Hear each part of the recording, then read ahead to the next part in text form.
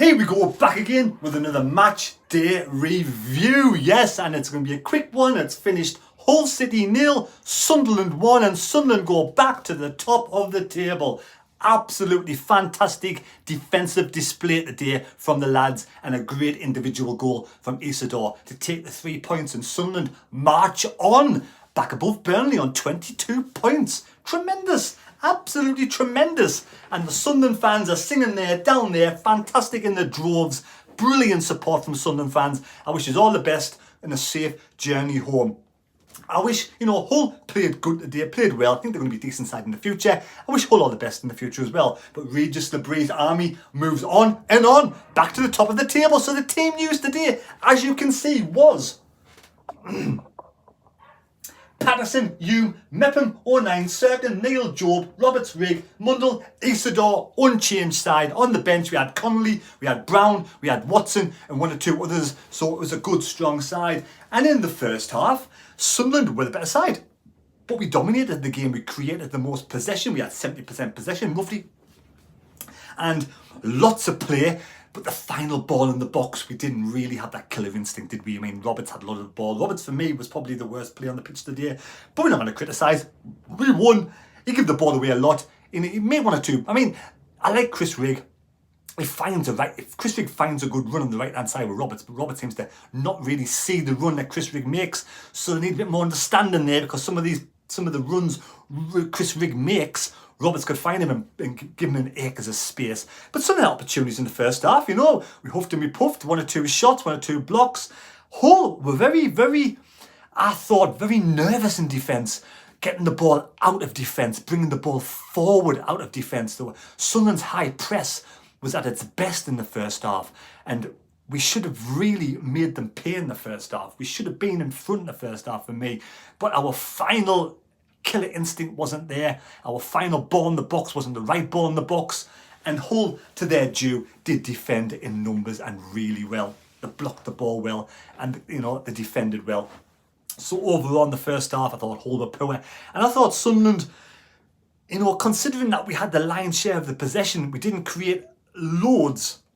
There's top of the table there, Sunderland top of the table, plus 11 goal difference on 22 points, and Hull on 21. Then it's Leeds 19, Sheffield United 19. We now move 4 points clear of West Brom. And the bottom three, Cardiff, Portsmouth and QPR. So yes, half-time came round, it was 0-0. I was hoping that we might make one or two changes, possibly take off Roberts at half-time. But I thought, Regis LeBrie doesn't really do that, doesn't make many changes at half-time. Maybe do a formation shift or a tempo, up the tempo a little bit, or, maybe give just one or two words of advice to Roberts and might up our game in the second half, because we were slow, even though in the first half. I think the game plan we normally away from home, we have teams where they come at us, we counter-attack, and that's our best kind of football. Counter-attack, fast, flowing, quick, on the counter-attack football. Where today we had possession in the first half, a lot of possession in the first half, and we were a bit slow with it than normal. Now I thought the defence was amazing. I thought Serkin had a great game in the first half. Chris Mepham, for me, was brilliant in defence. You can tell he has that experience of years of being in the Championship, in the Premier League. He takes the sting out of the game. Hull on the counter-attack looked good, but he gets the ball, he wins the ball easily, and he just takes away all the pressure from the back line. Chris Mepham, for me, I'm going to give man of the match to Chris Mepham. I thought he was absolutely fantastic in defence, closely followed by Isidore with that goal. We'll talk about that goal very shortly. Second half comes out, I was expecting more from Sunderland, but Hull, to their credit and their due, upped their game, upped their possession stats, upped their sort of playing football. They're really quick with the ball forward, putting balls in Sunderland's penalty box. They had one or two opportunities, and before we scored our goal, they did hit the crossbar. They made the changes. I think the guy who came on rattled the crossbar, and for the first 15 minutes of the second half, 20 minutes, it was all Hull. We really were under the caution till about, I think, 60 minutes. We kind of upped our game a little bit, got more possession on the flanks with Roberts and Mundle. And we had one or two opportunities in the penalty box without really creating any sort of good saves from their keeper. But for me, the moment that came along, I don't know what time it was, but they had the corner.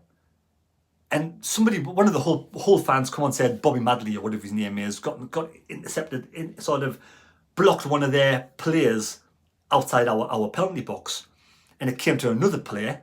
So for me, it wasn't interfering with play because their player had the ball. It came to their player, back to goal, and he moved the ball away from goal. But Dan Neil nipped in, intercepted the ball, found Isidore, and Isidore literally was running from his own penalty box, out of his penalty box, picks up the ball, and he's got to run, 3/4 of the pitch, the length of 3/4 of the pitch. Now, for me, Hull were the one downfall in that situation. They had every single player forward in Sunderland's half, and there was nobody back defending. So when Isidore got that ball, they miscalculated the space and the pace on Isidore. He got the ball, picked it up, and he ran with it. And it wasn't until he got to their penalty box that their player got back in front of him, but he had the composure to beat the player again and chip the keeper. That was an absolutely fantastic individual goal from Isidore. It was amazing. That goal, 10 out of 10 for me. It's one of the best goals of the season, if not the best goal of the season, along with Chris Riggs' back healer. Brilliant. And he deserved his full credit. He deserved that goal, because for me, he looks like a player that really has got a good killer instinct. One of the players, when he gets the ball up front, he knows where the back of the net is. So I'm over the moon. Isidore, tremendous.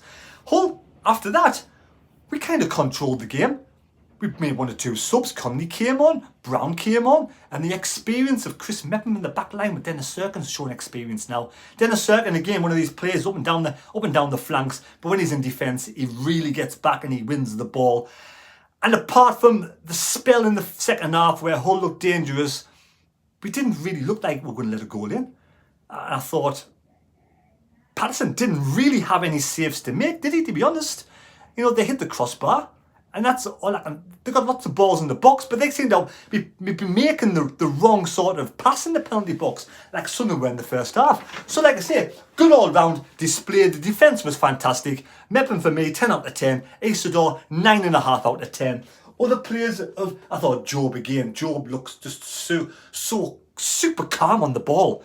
So sure of himself. He wins the ball, he has 2 or 3 players on, he finds a way to wangle himself out of danger and run forward with the ball. So Job, for me, has been one of the best improved players this season. And like I said, Isidore. Roberts, off game, he gets a lot of the ball but makes 1 or 2 mistakes. I think Chris Rigg, with Roberts having kind of off game, he sort of didn't give the ball to Rigg again. Some of these players have travelled around the world, haven't they, for the international duty, so it's tough. But what's good about it, normally after international break, we come back and we lose a game of football. We have a bad game of football, but today, even though we're not at the top of our game, and we know we weren't at the top of our game, we've come away with the 3 points. So let me know who is your man of the match today, and how happy are you being top of the table. A tough game against Luton during the week. It's going to be a tough game away to Luton during the week, but can we do the same again? It will be amazing. Thanks for watching the channel. Subscribe if you're new. Support the channel. I'll leave a link down below in the description if you want to become a member of the channel. It's entirely up to you. Cheers everybody, take care, God bless me, God go with you. Give us your thoughts down below of the game, who is your man of the match, and what's your thoughts on that goal from Isidore. Wow, and can we keep this run going and stay top of the table for longer, all the way through to Christmas? It's going to be tough because some good teams. I'm not getting carried away. Some good, bloody good teams in this championship. Leeds are looking good, Burnley are looking good. And we played them. We've held our own against them. But I just think, if we can keep doing what we're doing with that Chris Mepham in defence, getting him on loan at the club is such a coup, especially because Ballard and Alessi's injured. That for me is such an amazing bit of work from the likes of Speakman. You got to give credit where credit's due. I'm not here to criticise people. I see it the way it is, and if I think there's some good work being done, I will give credit where credit's due. Chris Mepham for me, it's just class. Anyway, thanks for watching the video. We'll see you later. Take care. Enjoy your weekend. Thanks for watching. Bye.